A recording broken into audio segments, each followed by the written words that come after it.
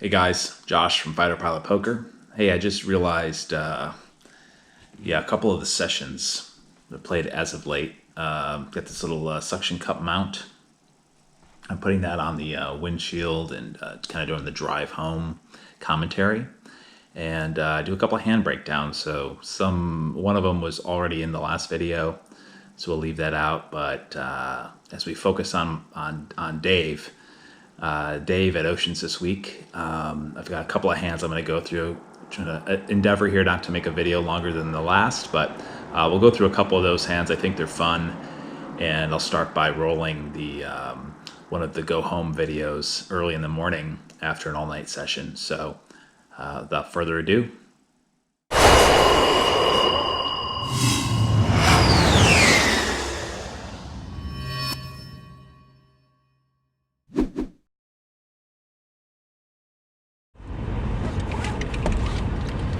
All right, so it's 6:37 in the a.m. and just leaving Oceans 11.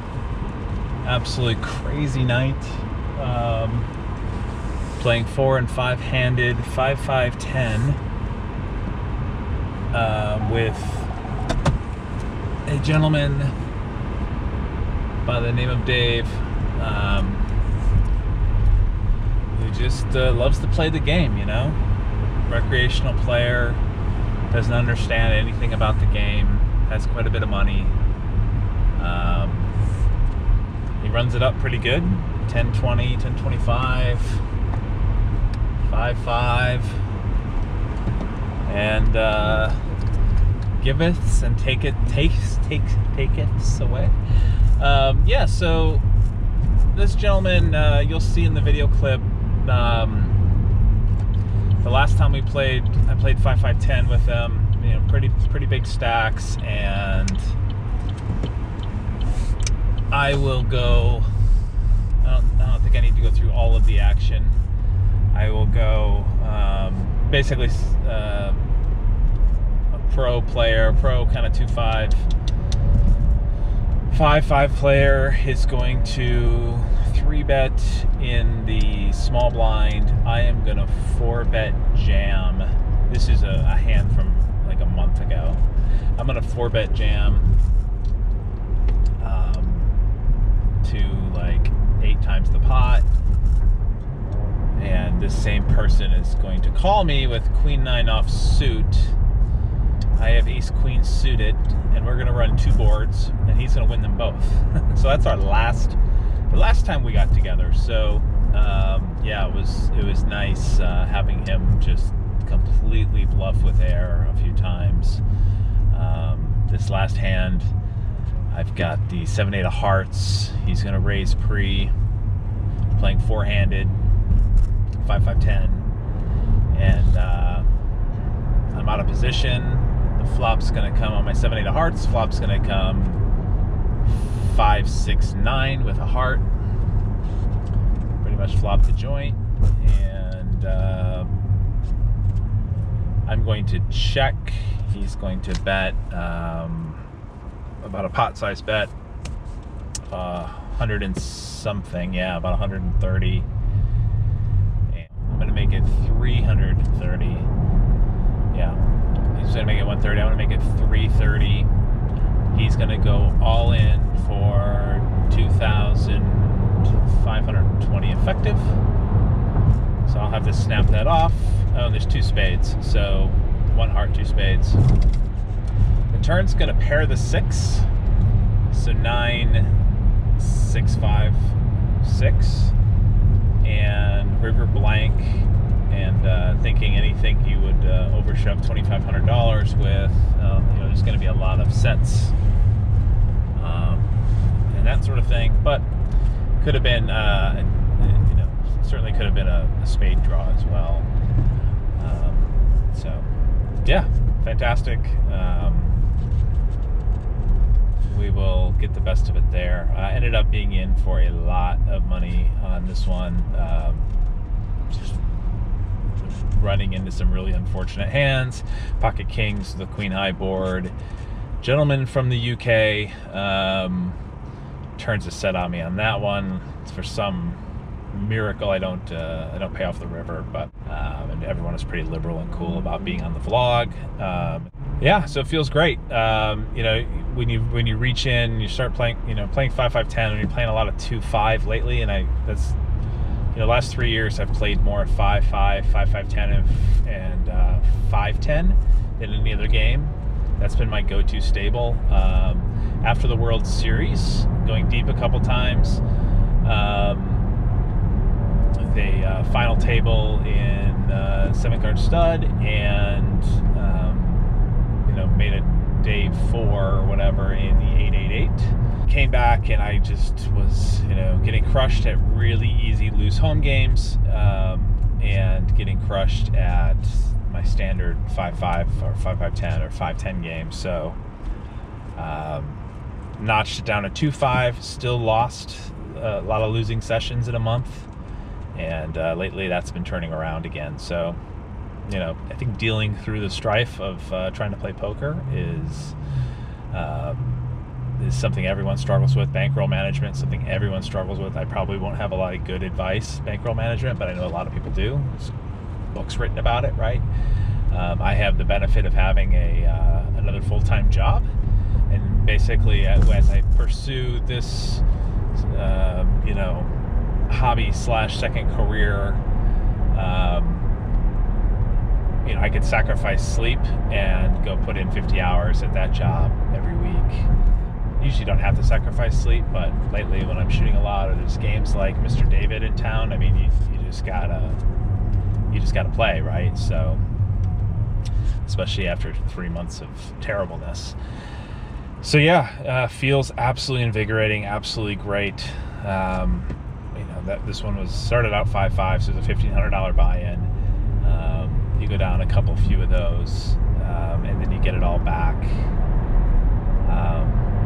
In the wee hours of the morning, that's just, I don't know, just feels great. So my buddy Mark was telling me these vlogs never have enough emotion. Yeah, there's dry humor in some of them. Some really talented humor with some of the other guys, right? But you know, talking through 7th losing session in a row, or really pulling one out for the win, and how that makes you feel is compelling and interesting. So, you know, I'm going to work towards that. The vlog game is still new to me. I'm still learning, but I am getting a lot of good feedback from people, so definitely appreciate that, and we'll try to make this a better product as we go.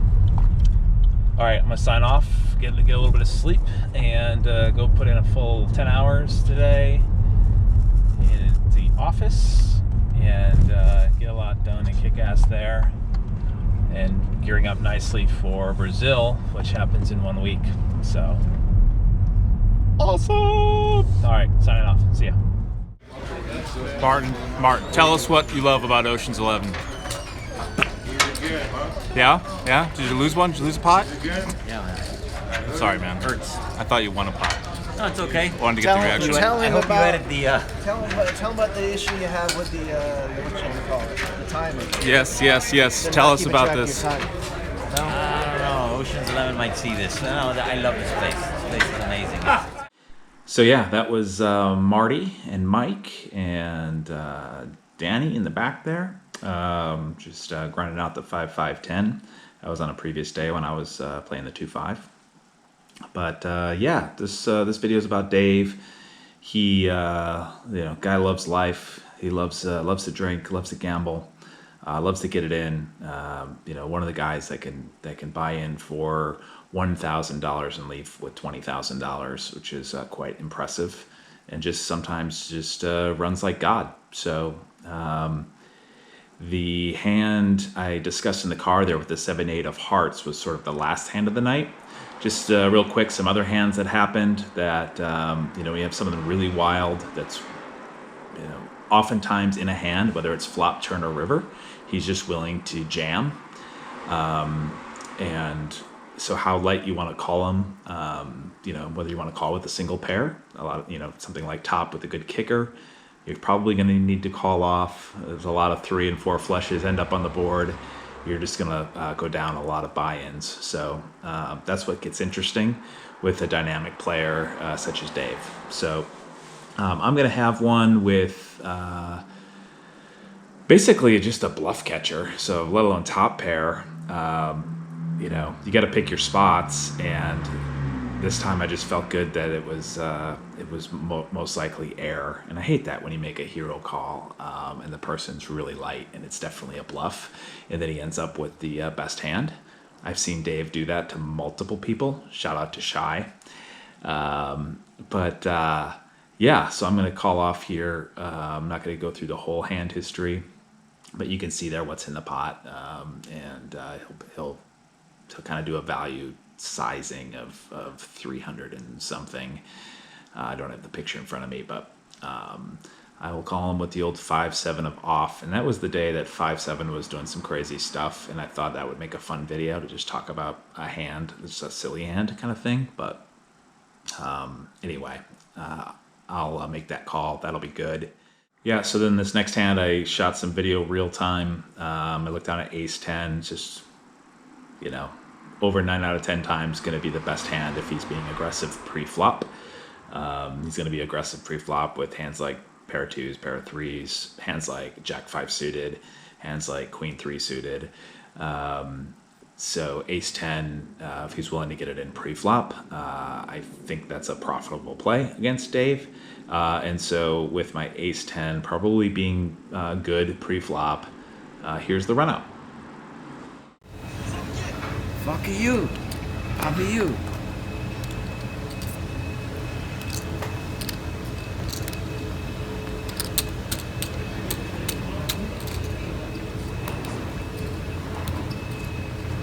Oh, this one's great, right? You seen this one? Yeah, you sent me that. Great. You sent me everything. Yeah. I'm like your only friend. Boom! Oh, dude, just laced this guy.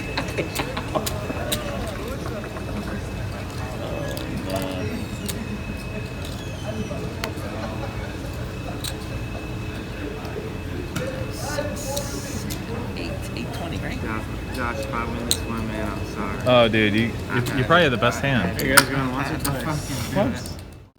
Oh, we got that. There we go. That ruins your whole... That's a good flop for me. That's okay. That's a good turn for me. Can I see your hand? Josh has ace 10. Ace 10? Right. It's gonna win probably, right?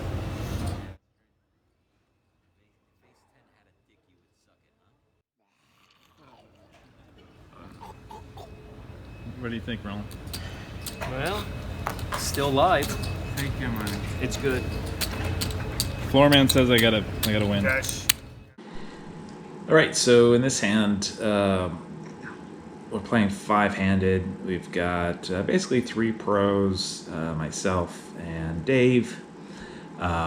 Different Dave from the other hands, but they're playing 10-20 with a $20 big blind ante. I will buy in for the minimum $1,000, which I don't know that I've ever done before. So the game's a little bigger than I would normally play. Had a pretty good week, but you know, Dave was sitting there with a stack of over 20,000, and the other stacks were between 4,000 and 8,000, if memory serves. So the range of buy-ins is between 1,000 and 6,000 with this 10-20-20 game. So I'm gonna build up that 1,000 into just over 3,000 for this hand. Got tripled up my first hand. Never a bad thing with kings, and so we'll wake up with pocket queens here. Dave, his 3-bet frequency was over 90%. Usually a smallish 3-bet, but typical opens were around $50, $50 or $60, and Dave would almost always take the 50 and make it 100 for whatever reason. I guess wanted to play a bigger game. But in this one, Dave is going to open for 100. He just liked the 100 mark, and cutoff's going to fold, and fighter pilot Josh with queens is going to bump it up to 275. Now, a lot of situations like you've just seen in the previous footage, that could be a jam for Dave, depending on his holdings. Something like a 10-jack suited, a queen 9 suited is his favorite hand to play against me, if you remember from the beginning of the video. So that could definitely induce a jam, but it also gives me a little bit of isolation with the blinds, make it a little less worth their while for their sort of middling hands. So they're going to get out of the way. Dave's going to just call, and we're going to see a fairly favorable flop. So it's a queen high flop, top set. Dave's going to check. I'm going to check it back. And my thought process there was, again, at any time Dave's going to jam. So he didn't jam pre.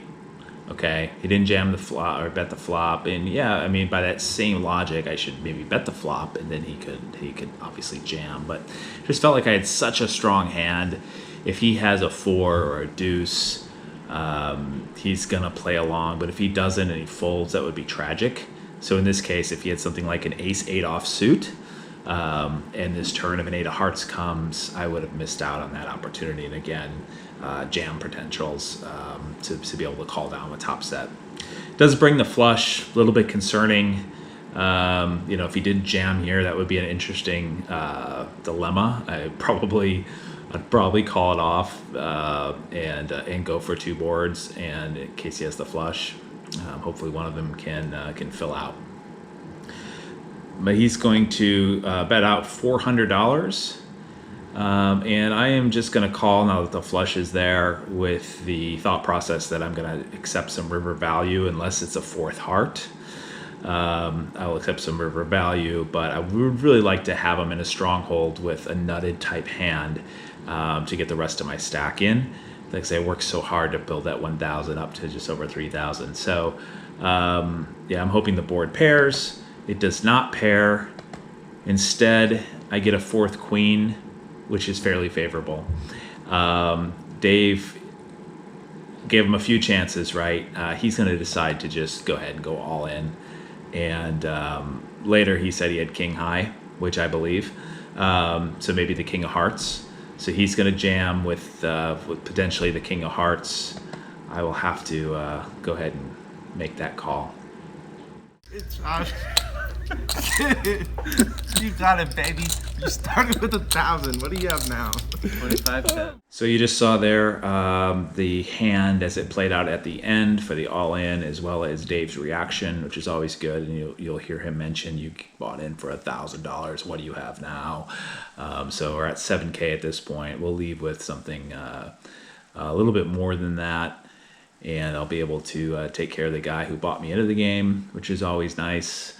This particular time, I got some help to jump into this very juicy, favorable action type shorthanded 10-20-20 game. So I'll close it out there. I do have some more footage, some things I can edit out into another video, but for time's sake, I don't know that we'll get to it before the trip. As some of you know, I'll be headed up to LA here for the Pink's motorcycle event. So that footage I want to mix in to keep getting a mix from my kind of 2 audiences. So yeah, I'm just going to take a pause on the poker. I do have some more material. I may put that together, and also have a video starting us out for the daily Brazilians that should start probably on Wednesday. So with that, like the material, please subscribe. We're so close to 100 right now. The goal was to get to 100 before Brazil. We've got 100 hours of video watched by all of you, and I really appreciate it. And I'll keep making the content you ask for, or close up my shop if you prefer that. But yeah, looking forward to the trip. Looking forward to a motorcycle ride this evening and a legendary Pink's hot dog. And I'll sign off there. Thanks for your support.